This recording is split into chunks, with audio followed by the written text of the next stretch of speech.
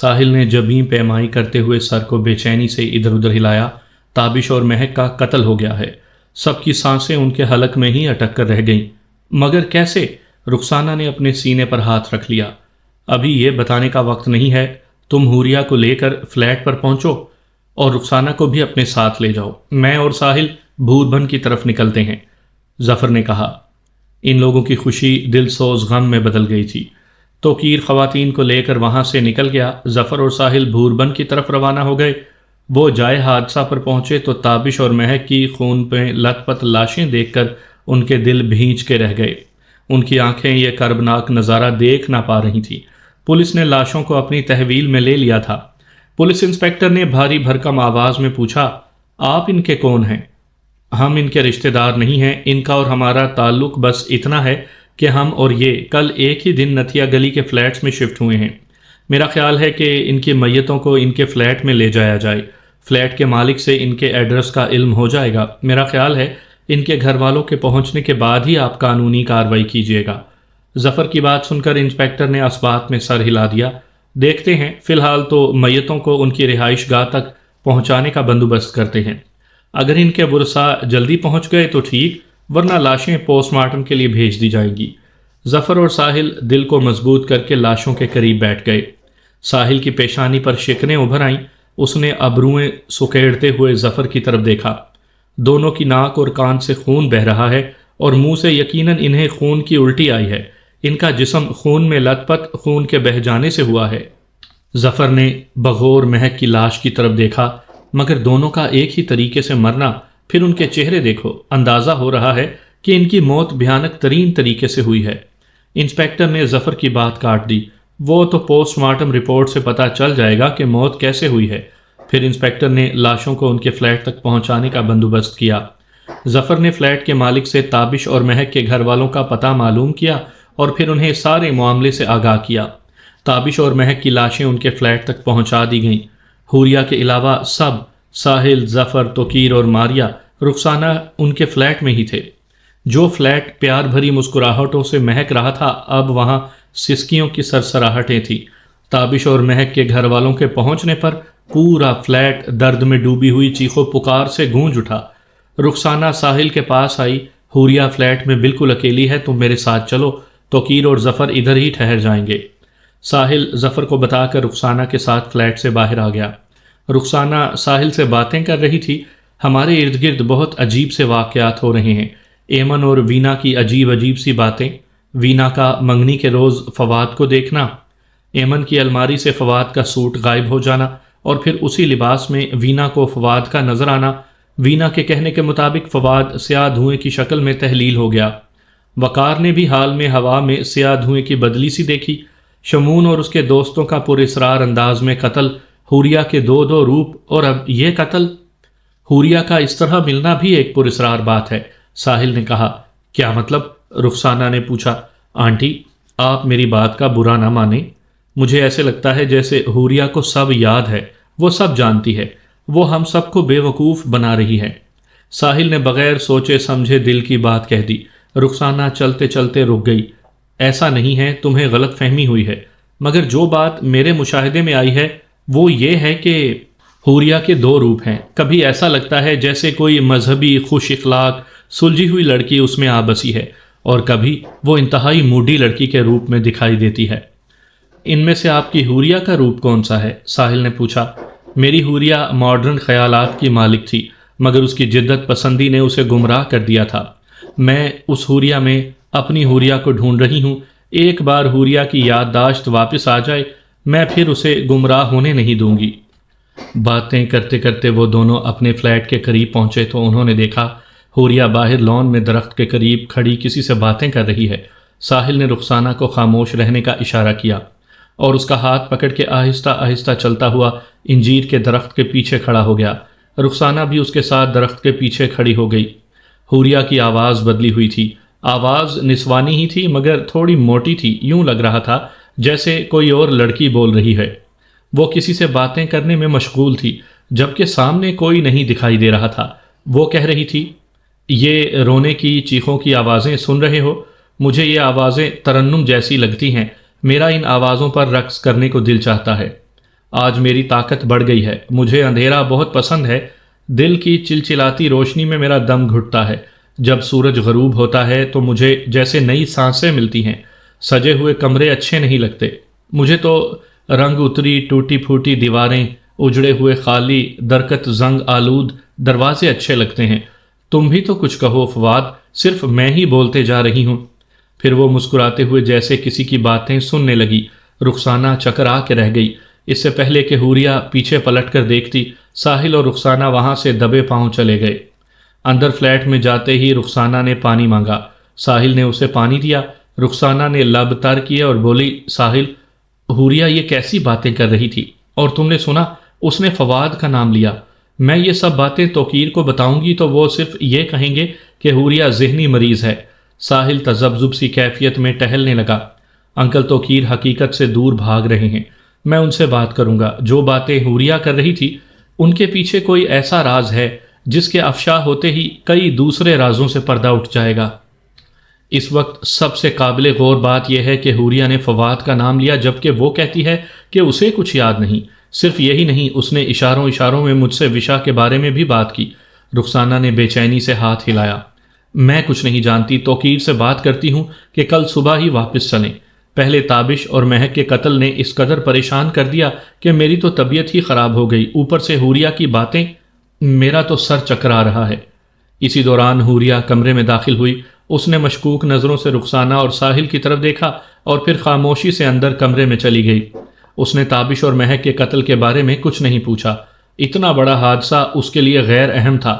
تھوڑی ہی دیر میں ظفر، توقیر اور ماریہ بھی آ گئے۔ آپ لوگ تدفین اور تکفین تک ادھر ہی رکتے؟ رخسانہ نے توقیر کی طرف دیکھا۔ توقیر نے ٹھنڈی آہ بھری اور صوفے پر براجمان ہو گیا۔ پولیس لاشوں کو ان کے لواحقین کے حوالے کرنے پر آمادہ نہیں تھی۔ وہ چاہتے تھے کہ پوسٹ مارٹم کے بعد لاشوں کو یہیں اسی شہر میں دفنا دیا جائے، کیونکہ پوسٹ مارٹم کے بعد لاشوں کی حالت ایسی نہیں ہوگی کہ انہیں دوسرے شہر لے جایا جائے، لیکن تابش اور مہک کے لواحقین نے پوسٹ مارٹم کے لیے منع کر دیا۔ وہ لاشوں کو اپنے شہر لے گئے۔ وہ چاہتے ہیں کہ انہیں ان کے شہر میں ہی دفنایا جائے۔ دل ایسا پریشان ہو گیا ہے کہ ایک پل بھی یہاں رکنے کو دل نہیں چاہتا، مگر حوریہ کی خاطر ٹھہرنا تو پڑے گا۔ رخسانہ نے توقیر کی بات سنی تو اس نے ساحل کی طرف دیکھا اور اسے اشارہ کیا کہ وہ حوریہ کے بارے میں بات کرے۔ ساحل توقیر اور ظفر کے قریب بیٹھ گیا اور سرگوشی کے انداز میں ساری بات بتائی۔ تھوڑی دیر کے لیے ظفر اور توقیر جیسے سن ہی ہو گئے۔ پھر توقیر ظفر سے مخاطب ہوا، تم منفی پہلو دیکھ رہے ہو، یہ بھی تو ہو سکتا ہے کہ اس پہاڑی علاقے میں آنے کے بعد حوریہ کو کچھ یاد آنے لگا ہو۔ اگر اس نے وشا اور فواد کا نام لیا ہے تو یہ تو بہت بڑی پروگرس ہے۔ ظفر نے توقیر کی بات کو رد کرتے ہوئے کہا، میرا خیال ہے کہ تم وہی دیکھ رہے ہو جو دیکھنا چاہتے ہو۔ تم میں کوئی تلخ حقیقت فیس کرنے کی ہمت ہی نہیں۔ تم نے یہ نہیں سنا کہ حوریہ کس قسم کی باتیں کر رہی تھی؟ توقیر بلا تعامل بولا، ایسی باتیں وہ اپنی ذہنی حالت کے سبب بھی تو کر سکتی ہے۔ ظفر نے دائیں ہاتھ کو سیدھا اکڑاتے ہوئے کہا، تم نے جو سمجھنا ہے سمجھو، مگر آج سے حوریہ پر ہماری خاص نظر ہوگی۔ جو واقعات ہمارے ارد گرد ہو رہے ہیں، جو غیر معمولی اور بھیانک ہیں، اگر ہم ان کی وجہ معلوم نہیں کر سکے تو اموات کا سلسلہ ختم نہیں ہوگا۔ تم ابھی اپسیٹ ہو، مناسب وقت دیکھ کر میں تم سے تفصیل سے بات کروں گا، اور رہی بات یہاں سے جانے کی تو ابھی ہم یہاں سے نہیں جائیں گے، اچھا ہو یا برا۔ حوریہ نے بولنا تو شروع کیا۔ توقیر نے ساحل اور ظفر کی طرف خفگی بھرے انداز میں دیکھا، میں تم دونوں سے کسی بحث میں الجھنا نہیں چاہتا۔ میرا خیال ہے ہمیں اور کچھ دن یہاں رکنا چاہیے۔ ہمیں اس فلیٹ کو چھوڑ کر کسی ہوٹل میں کمرے لے لینے چاہیے۔ یہاں رہیں گے تو تابش اور مہک کا خیال آتا رہے گا۔ جگہ بدلنے سے کیا ہوگا؟ مجھے تو ہر جگہ موت کی سرسراہٹیں سنائی دیتی ہیں۔ رخسانہ یہ کہہ کر رونے لگی۔ ساحل اس کے قریب آ گیا۔ آنٹی ہمت رکھیں، انکل توقیر صحیح کہہ رہے ہیں۔ یہ فلیٹس سناٹے میں ہیں، ہوٹل کی گہما گہمی میں شاید ہمیں برے خیالات نہ آئیں۔ ہمیں حوریہ کو وقت دینا ہوگا، ہو سکتا ہے کہ وہ اپنے دوستوں کے بارے میں بتا سکے۔ وہ سب لوگ مناسب سے ہوٹل میں شفٹ ہو گئے۔ سب نے باہر جانے کا پروگرام بنایا تو رخسانہ نے باہر جانے سے انکار کر دیا۔ تم لوگوں نے جانا ہے تو چلے جاؤ، میں ادھر ہی رہوں گی، میرا من نہیں ہے کہیں بھی جانے کو۔ توقیر نے اس کا ہاتھ تھام کر اسے کھڑا کیا۔ اگر کمرے میں بند ہو جاؤ گی تو طرح طرح کے خیالات تمہیں ستائیں گے۔ باہر چلتے ہیں، ہمیں اپنا ذہن بدلنا چاہیے۔ اور حوریہ ہے کہاں؟ وہ کپڑے بدل رہی ہے۔ رخسانہ نے کہا۔ کچھ دیر کے بعد حوریہ ڈریسنگ روم سے نکلی تو سب اسے ایک بار دیکھتے ہی رہ گئے۔ اس نے قمیض شلوار کے ساتھ بڑا سا دوپٹہ اوڑھا ہوا تھا اور ساتھ حجاب بھی پہنا ہوا تھا۔ اس نے اپنا ہینڈ بیگ اٹھایا اور انتہائی شائستگی سے گویا ہوئی، آپ لوگ تیار ہیں تو چلتے ہیں۔ رخسانہ نے ساحل کو آنکھوں ہی آنکھوں میں اشارہ کیا کہ وہ حوریہ کا یہ روپ بھی دیکھ لے۔ ساحل کی نظروں میں حیرانی تھی، اس سے پہلے اس نے حوریہ کو اس روپ میں نہیں دیکھا تھا، یوں لگ رہا تھا کہ وہ حوریہ ہے ہی نہیں۔ توقیر نے رخسانہ کو ساتھ جانے کے لیے منا لیا اور وہ سارے سیر و تفریح کے لیے نکل گئے۔ لانگ ٹریک پر چہل قدمی کرتے ہوئے وہ جوڑوں میں تقسیم ہو گئے۔ ان کے پاس ایک دوسرے سے رابطے کے لیے موبائل تھے، اس لیے جس کو جو سائیڈ پسند آئی وہ اس طرف نکل گیا۔ ہینڈی کیم ساحل اور حوریہ کے پاس تھا۔ وہ دونوں چڑھائی کی طرف چڑھتے ہوئے کسی پہاڑ پر پہنچ گئے۔ یہاں سے اطراف کا نظارہ بہت خوبصورت دکھائی دے رہا تھا۔ ساحل ہینڈی کیم سے ویڈیو بنا رہا تھا۔ نچلی سڑک پر چلتے ہوئے ظفر نے اسے ہاتھ سے اشارہ دیا، ٹیک کیئر۔ ساحل کیمرہ پیچھے کر کے مسکرا دیا۔ اس نے حوریہ کی طرف دیکھا جو ارد گرد کے نظاروں کی خوبصورتی میں محو تھی۔ ساحل نے کیمرہ اس کی طرف بڑھایا، یہ لو، اپنی پسند کے نظارے اس میں محفوظ کر لو۔ حوریہ کندھے اچکا کر انتہائی معصومیت سے بولی، مجھے اسے استعمال کرنا نہیں آتا۔ ساحل نے حیرت سے کہا، کیا تم ویڈیو بنانے میں تو بہت مہارت رکھتی تھی؟ حوریہ متذبذب سی کیفیت میں گھاس پر بیٹھ گئی۔ پتہ نہیں میں کیا تھی اور کیا بن گئی ہوں، مجھے تو کچھ سمجھ میں نہیں آتا۔ ساحل نے دیکھا کہ حوریہ باتیں کرنے کے موڈ میں ہے تو وہ اس کے قریب بیٹھ گیا۔ کبھی ایسا ہوا ہے کہ کوئی چیز یا جگہ دیکھ کر تمہارے ذہن میں دھندلے سے سائے ابھرنے لگے ہوں؟ حوریہ نے ساحل کی طرف دیکھا۔ امی ابو کہتے ہیں کہ میں اپنی یادداشت کھو چکی ہوں، مگر میرے ذہن میں کوئی تو ایسا عکس ہو جس سے مجھے لگے کہ یہی میرے ماں باپ ہیں۔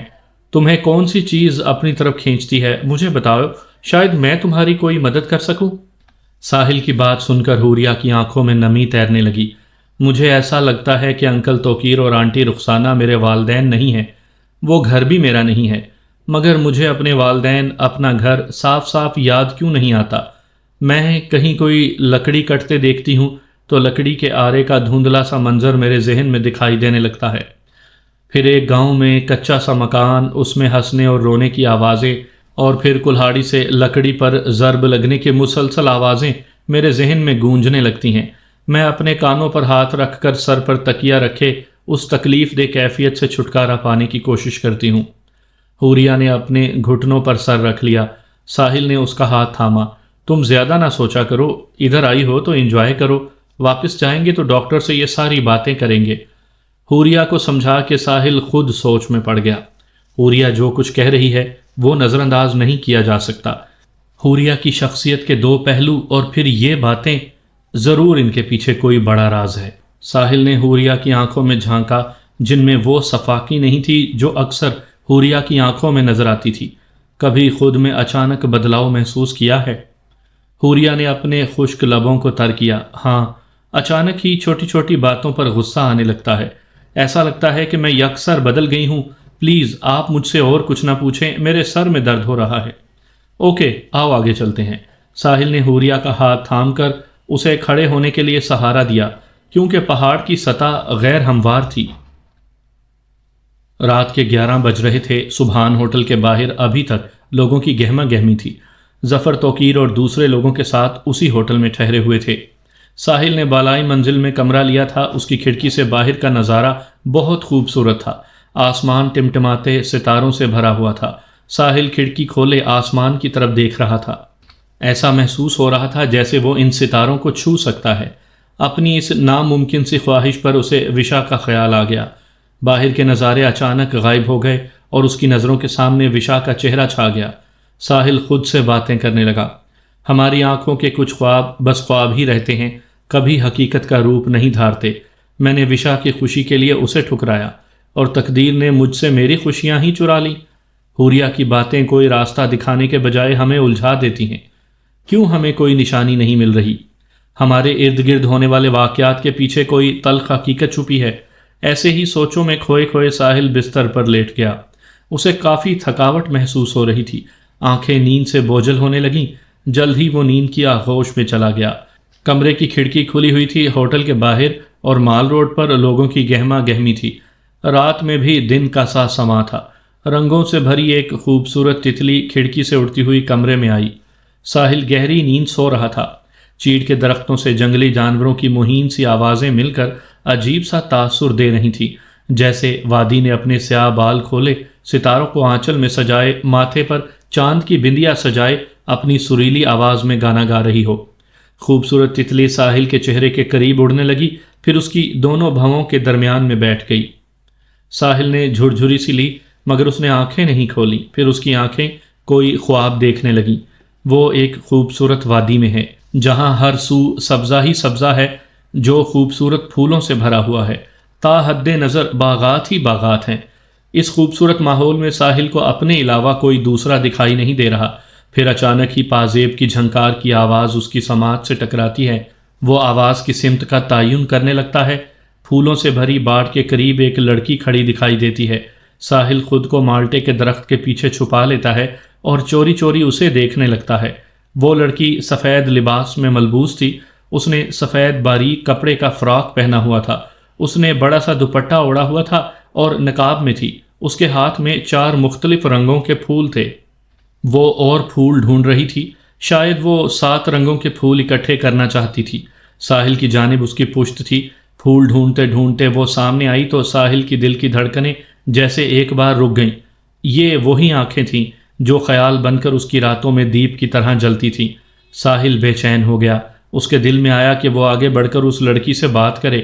وہ 1-2 قدم آگے بڑھا تو ایک سحر انگیز نظارے نے اس کے قدم روک دیے۔ لڑکی نے 7 رنگ کے پھول اپنے بالوں میں سجائے۔ اس کے ساتھ ہی کسی جادوئی کرشمے کی طرح اس کا سفید لباس 7 رنگ کی دھاریوں والے ڈیزائن میں بدل گیا۔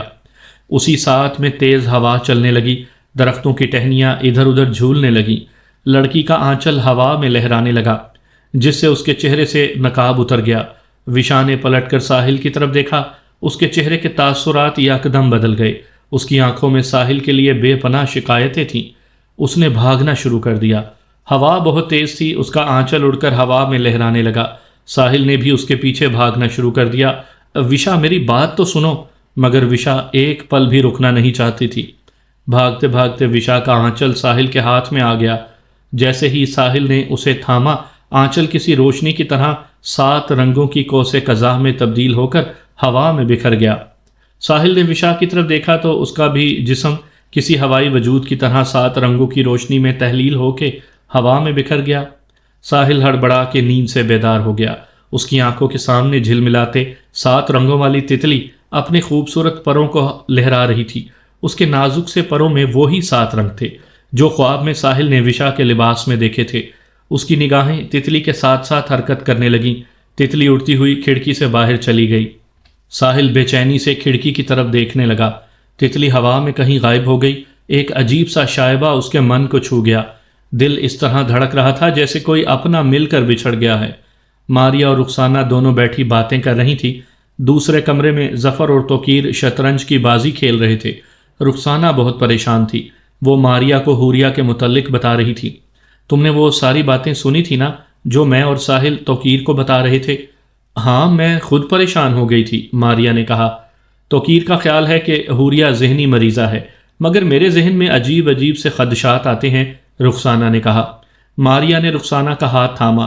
تم فی الحال حوریہ پر نظر رکھو، ہم چند دن ہی یہاں ہیں، واپس جا کے سوچیں گے کہ کیا کیا جائے۔ خود کو پریشان مت کرو، میں اب چلتی ہوں۔ ظفر سے بھی کہتی ہوں کہ اب چلیں، بہت تھکاوٹ محسوس ہو رہی ہے۔ رخسانہ ماریا کے ساتھ ہی کھڑی ہو گئی۔ تم ظفر بھائی سے بات کرو، میں ذرا حوریہ کو دیکھ کر آتی ہوں کہ وہ کیا کر رہی ہے۔ یہ کہہ کر رخسانہ حوریہ کے کمرے میں داخل ہوئی۔ اس کے کمرے میں داخل ہوئی تو حوریہ اپنے بستر پر بیٹھی کوئی کتاب پڑھ رہی تھی۔ رخسانہ مسکراتی ہوئی حوریہ کے قریب آئی۔ میری بیٹی کیا پڑھ رہی ہے؟ حوریہ کوئی جواب دیے بغیر کتاب پڑھنے میں مصروف رہی۔ رخسانہ نے کتاب کی طرف دیکھا تو حیرت سے بولی، پراسرار ناول؟ تمہیں تو پراسرار ناول پسند نہیں تھے۔ حوریہ تمسخرانہ انداز میں مسکرائی، پھر اس نے گہری نظر سے رخسانہ کی طرف دیکھا اور مہین سی آواز میں بولی، تمہاری حوریہ کھو گئی ہے مما، اب اسے کہاں ڈھونڈو گی، زمین میں یا آسمان میں؟ رخسانہ سر تپا کانپ کر رہ گئی۔ اس کی پیشانی پر پسینہ چمکنے لگا۔ حوریہ نے سہمی ہوئی رخسانہ کی طرف دیکھا۔ کیا ہوا، کچھ یاد آ گیا؟ یہی کہ یہ بات میں نے آپ سے پہلے بھی کہی تھی۔ ڈر لگ رہا ہے، کیا وہ مردہ لڑکی یاد آ گئی؟ میں نے اس مردہ لڑکی کے جسم میں گھس کر آپ سے بات کی تھی۔ تم گوشت کے لوگ ہوتے ہی نہ سمجھو، تمہیں بات جلدی سمجھ میں نہیں آتی۔ رخسانہ الٹے قدموں سے چلتی ہوئی دیوار سے جا لگی، پھر روتی ہوئی کمرے سے باہر نکل گئی۔ ظفر، ماریا اور توقیر ایک ہی کمرے میں بیٹھے تھے۔ ماریا ظفر سے گیم چھوڑنے کے لیے کہہ رہی تھی۔ بس تھوڑی دیر اور پھر چلتے ہیں۔ ماریا ظفر کی بات پر وہیں بیٹھ گئی۔ رخسانہ روتی ہوئی کمرے میں داخل ہوئی۔ توقیر اور ظفر کھیل چھوڑ کر اس کی طرف بڑھے۔ وہ انتہائی خوفزدہ اور گھبرائی ہوئی تھی، صحیح بول بھی نہیں پا رہی تھی۔ وہ حوریہ، کیا ہوا حوریہ کو؟ توقیر نے رخسانہ کو شانوں سے پکڑا۔ اس نے اپنی خوف سے پھٹی پھٹی آنکھیں توقیر کے چہرے پر گاڑ دیں۔ حوریہ کہہ رہی ہے کہ اس نے مردہ لڑکی کے جسم میں گھس کر مجھ سے بات کی تھی۔ توقیر جہاں کھڑا تھا وہیں سن ہو گیا۔ کمرے میں خاموشی چھا گئی۔ کمرے میں موجود سبھی لوگوں کے لب سلب ہو گئے، جیسے خوف سے سنسناتے ہوئے سائے کمرے میں منڈلانے لگے۔ توقیر نے لمبا سانس کھینچا اور پھر اوپر کی طرف دیکھا۔ یا اللہ، یہ سب کیا ہے؟ ہمیں راستہ دکھا۔ ظفر توقیر کے قریب آیا۔ تم پریشان نہ ہو، ہم سب تمہارے ساتھ ہیں۔ جو بھی حقیقت ہے ہمارے سامنے آ جائے گی، پھر ہم واپس جاتے ہی کسی عامل سے رجوع کریں گے۔ حوریہ کا مسئلہ سائیکیٹرسٹ کا نہیں ہے، اسے عامل کی ضرورت ہے۔ توقیر خاموش ہو گیا۔ اس بات کے بعد اسے بھی یقین ہونے لگا تھا کہ کوئی ایسا راز ہے جس سے وہ سب غافل ہیں۔ ماریا اور ظفر اپنے کمرے میں چلے گئے۔ ظفر نے ماریا سے اپنا رشتہ نہیں توڑا تھا، مگر ماریا کے لیے اس کے دل میں جو رنجش تھی، وہ رنجش بھی وہ ختم نہیں کر سکا تھا۔ وہ ماریا کے وشا کے ساتھ بدترین سلوک کو کبھی فراموش نہیں کر سکتا تھا، مگر شمون کی موت کے بعد اس احساس سے کہ اس کو اس کے کیے کی سزا مل گئی ہے، اس نے ماریا سے اپنا سلوک کچھ بہتر کر لیا تھا۔ ماریا بھی شمون کی موت کے بعد خاصی بدل گئی تھی۔ اس نے ظفر سے کئی بار معافی مانگی، لیکن ظفر اسے دل سے کبھی معاف نہ کر سکا۔ وہ وشا کے بارے میں جاننا چاہتا تھا اور ابھی اصل حقیقت پر پردہ پڑا ہوا تھا، اس لیے میاں بیوی کے فاصلے ابھی ختم نہیں ہوئے تھے۔ ماریا بستر پر دراز ہو گئی اور ظفر صوفے پر اپنا لیپ ٹاپ لے کر بیٹھ گیا۔ ماریا کو تھکاوٹ تھی، مگر اسے نیند نہیں آ رہی تھی۔ ایک عجیب سا خوف اس کے حواس پر طاری تھا۔ بے چینی سے کروٹیں بدلتے بدلتے اس کی آنکھ لگ گئی۔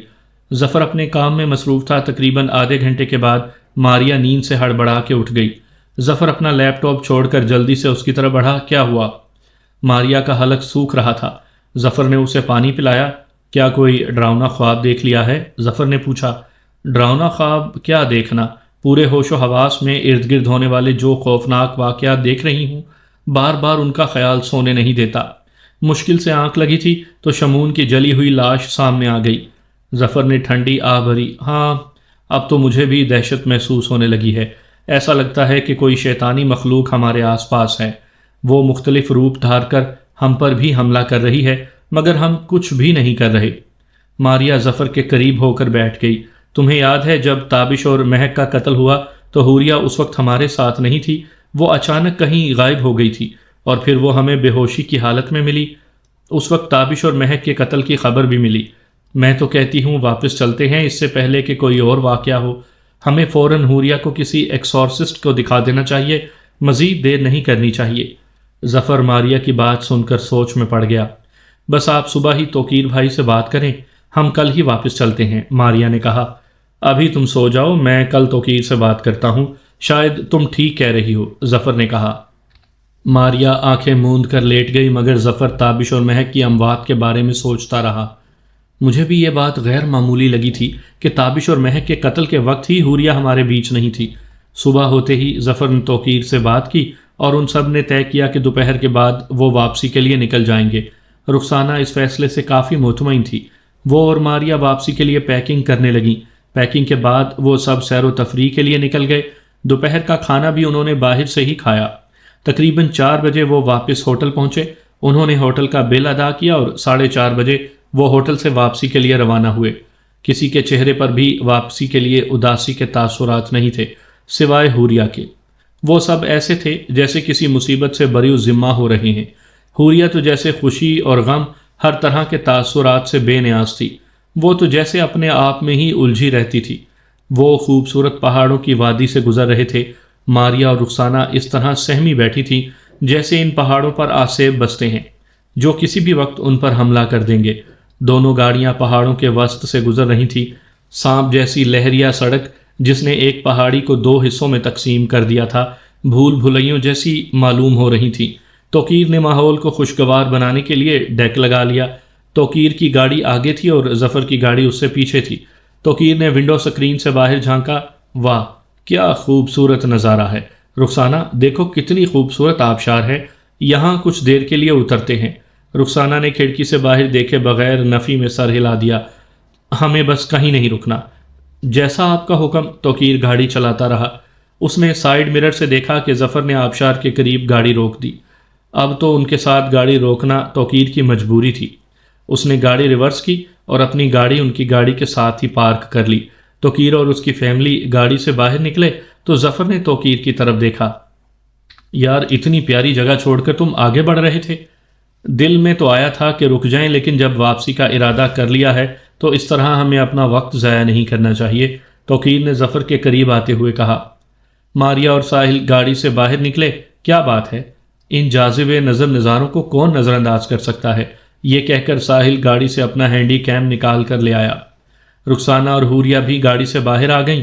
رخسانہ نے پہاڑی کی چوٹی تک دیکھا جہاں سے تیز رفتار پانی کے دھارے کٹاؤ دار پتھروں کے نشیب و فراز سے چھن چھن کی آواز کے ساتھ ٹکراتے ہوئے پورے جوش کے ساتھ گول پتھروں پر برس رہے تھے۔ قدرت کے کرشمے دیکھو کیسے ان خشک پتھروں سے پانی کے دھارے نکلتے ہیں۔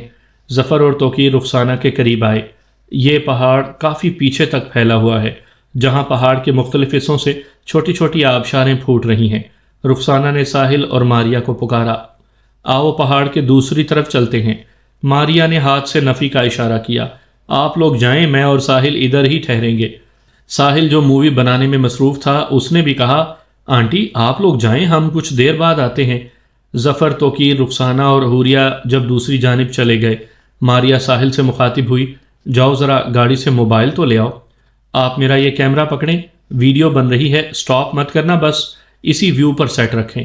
ساحل ماریا کو کیمرہ تھما کر گاڑی سے موبائل لینے چلا گیا۔ اس نے گاڑی کا دروازہ کھولا اور موبائل ڈھونڈنے لگا۔ جس جگہ ماریا نے بتایا تھا وہاں موبائل نہیں تھا، ہو سکتا ہے کہ ہاتھ لگنے سے نیچے گر گیا ہو۔ ساحل فرنٹ سیٹ کے نیچے ہاتھ سے موبائل ڈھونڈنے لگا۔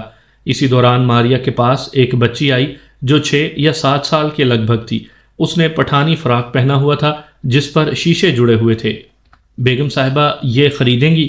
میری امی نے بڑی محنت سے بنائے ہیں۔ ماریا نے کیمرہ سٹاپ کیے بغیر پتھر پر رکھ دیا اور بچی کی چیزیں دیکھنے لگی۔ بچی کی چیزوں کو چھوئے ایک ساتھ بھی نہ گزری کہ وہ بچی خوبصورت جوان لڑکی کا روپ دھار گئی۔ ماریا کے ہاتھ سے سندل کی لکڑی کا پرس چھوٹ گیا، اس کے حلق سے بے اختیار نکلا، وشا؟ وشا سفید لباس میں اس کے سامنے کھڑی تھی۔ اس نے اپنے سامنے کی دانت ماریا کی گردن میں پیوست کر دیے۔ ماریا کی کربناک چیخیں فضا میں بلند ہو گئیں۔ ساحل تیزی سے گاڑی سے باہر نکلا اور ماریا کی طرف بڑھا۔ جوں ہی ماریا کا خون وشا کے نوکیلے دانتوں میں لگا، وشا کا سفید لباس 7 رنگوں میں بدل گیا۔ ساحل کو دیکھتے ہی وہ لڑکی کسی روح کی طرح ہوا میں اڑی اور 7 رنگوں والی خوبصورت تتلی کا روپ دھار گئی۔ ساحل نے یہ منظر تو دیکھا مگر وشا کا چہرہ نہ دیکھ سکا۔ اس نے ماریا کو باہوں کے حصار میں لے لیا۔ اس نے اوپر دیکھا، تتلی ابھی تک ہوا میں اڑ رہی تھی، وہ بالکل ایسی ہی تھی جیسی اسے خواب میں دکھائی دی تھی۔ پھر وہ اس کی نگاہوں سے اوجھل ہو گئی۔ ماریا دم دوڑ چکی تھی۔ ساحل نے ظفر کو فون کیا، وہ سب دوڑتے ہوئے وہاں پہنچے۔ سب کے ہوش اڑ گئے۔ رخسانہ چیخ چیخ کر رونے لگی۔ توقیر نے اسے سنبھالا۔ ظفر سکتے کسی کیفیت میں ماریا کی لاش کے قریب بیٹھا تھا۔ پچھتاوے کے احساس سے اس کا سر چکرا رہا تھا کہ کاش ہم یہاں نہ رکتے۔ اس نے ماریا کے چہرے پر اس کا دوپٹہ ڈال دیا اور سوالیہ نظروں سے ساحل کی طرف دیکھا جو کسی بڑے سے پتھر پر خود بھی پتھر بنا بیٹھا تھا۔ یہ سب کیسے ہوا ساحل؟ ساحل ڈھیلے ڈھیلے قدموں سے ماریا کے لاش کے قریب آیا۔ اس نے ماریا کے چہرے سے دوپٹہ اٹھایا اور اس کے چہرے کو ترچھا کیا۔ ماریا کی گردن پر وہی 2 دانتوں کے نشان تھے جو شمون کی لاش پر تھے۔ زرغام اپنے گھر کی چھت پر کھڑا تھا۔ وہ سیدھا کھڑا تھا، اس کا چہرہ آسمان کی طرف تھا۔ اس کی کیفیت ایسی تھی جیسے وہ کسی کی بات سن رہا ہو۔ بظاہر سامنے کوئی نظر آ رہا تھا۔ اس سے تھوڑے فاصلے پر ایک بوڑھا شخص بیٹھا تھا۔ اس کا حلیہ بہت عجیب تھا۔ دونوں ہاتھوں کی انگلیاں مختلف پتھروں کی انگوٹھیوں سے بھری ہوئی تھیں۔ گلے میں سیاہ ڈوری کے ساتھ کسی جانور کی چھوٹی چھوٹی ہڈیاں لٹک رہی تھیں۔ زرغام نے ہوا میں ہاتھ لہرا کر کسی کو جانے کا اشارہ کیا۔ پھر اس نے اپنا رخ بوڑھے شخص کی طرف کیا اور فاتحانہ انداز میں دونوں بازو پھیلائے کہا لگایا، واہ، میری ویمپائرز کے 3 خطرناک حملے! اپنی اولاد کو ڈھونڈنے والے والدین اب اپنی زندگیوں کی کھوج میں نکل جائیں، کیونکہ زندگیاں تو سمجھو ان کے ہاتھوں سے گئیں۔ سامنے بیٹھے ہوئے بوڑھے شخص نے اسے اس کی کامیابی پر مبارکباد دی۔ اس کا مطلب ہے کہ تمہاری کٹ پتلیاں ٹھیک کام کر رہی ہیں۔ ان اموات کے بعد تو ان کی شیطانی طاقت کافی بڑھ گئی ہوگی۔ تم ان سے وہ کام کیوں نہیں لیتے جن کے لیے تم نے یہ سب کیا ہے؟